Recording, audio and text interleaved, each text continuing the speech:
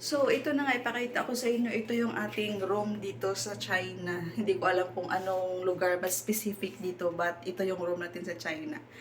So, ito, pagpasok natin sa pintuan, this is the door. So, pagpasok natin sa pintuan, ang kakagising ko lang, pasensya na kasi itsura ko. So, pagpasok natin sa pintuan, nakikita agad natin yung lutuan. So, since nga na hindi talaga siya hotel, para siyang condominium type na pwede nyo pag-staycation na. Pwede kayong mag-staycation for ilang days. So, ganito yon.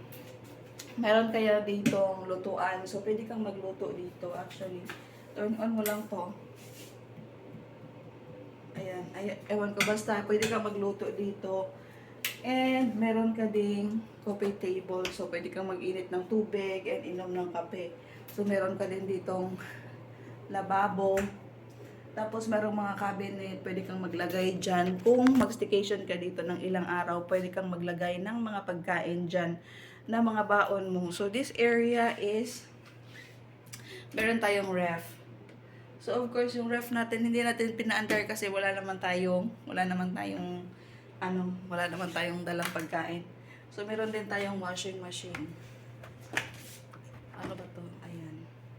So, ito pala yung washing machine dito, viewers. So, pag nandito ka at wala kang susuotin, syempre, konti lang yung dala mo, pwede kang maglaba. And then, the other side, dito nakalagay yung aking mga towel. Meron akong 4 na towel dito, at saka isang blower, and another ref. Ang daming ref, 2. So, kasi this one is freezer. Ref din. So, ito, double layer na ref. Tapos, ito, meron kang sampayan. Meron kang sampayan. Pag naglaba-laba ka dyan ng mga damit mo, magsampay ka. And one thing is, meron din tayong pag kumakain tayo, matapos natin magluto doon, sa pinakita kong lutuan, pwede tayong kumain dito. Ayan, so meron tayong dining table. So, balik na to na yung ating chair. So, meron tayong dining table there. Kakain tayo ng dyan yung aking bag at saka mangga kasi kumain ako ng mangga kagabi. So, this area is our window. So, sa window naman natin, viewers, makikita nyo yung outside. So, nasa second floor ako. This building is napakataas. Pero nandito ako sa second floor. Ayan. So, inopen ko na yung aking window since nga na umaga na. And dito sa ating window, makikita natin yung ganyan. Ito yung ating outside. Scary.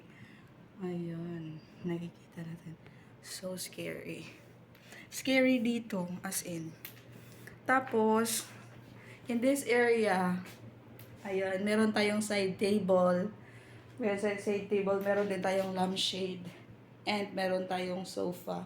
So, mag-rest tayo dyan. At saka yung ating mga extension wire for charger. Tapos, sa kabila naman, yung AC natin nandito. Ayan. So, pakita ko sa inyo yung aking bed dito sa... Ito yung inspiration kasi ng aking bed is hot air balloon. Ayan, palagay ko na lang siguro to para makita nyo. Ayan. Ang inspiration ng aking bed, viewers, is hot air balloon. So, nakita nyo naman yan sa likod, may mga hot air balloon. So, kaya yung aking bed is nakatali. Meron siyang 4 na tali dahil ang siguro niyan is para kang sumakay ng hot air balloon. So, yung bed naman napaka-relaxing, napaka-comfortable, kasi napaka-soft. Super soft talaga ng foam. So, sarap matulog. Kagabi, umuwi kami mga 2:30. So, galing kasi kami, gumala kami sa night market and everywhere. Kumain, gumala, ang dami ginalaan namin. Tapos nga, gagalat na naman kami. 9:30 yung aming meeting place. So, bababa ako mamaya 9:30. Bababa ako early 9 para mag-video-video. Makita nyo dun sa ilalim na wala talagang tao, as in scary.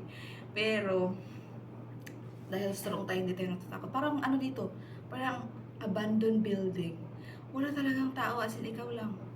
Tapos, ayan, pakita ko sa inyo yung aking, ito na yung aking bed. Didin. Of course, yung bed natin magulo yan. Magulo ang ating bed dahil gising lang natin. So, ayan. Meron tayong chandelier yan at saka 4 na robe. So, ang sarap sana pagkasama pa yung asawa ko dito. May katabi ako matulog. Actually, medyo na-scare ako kagabi.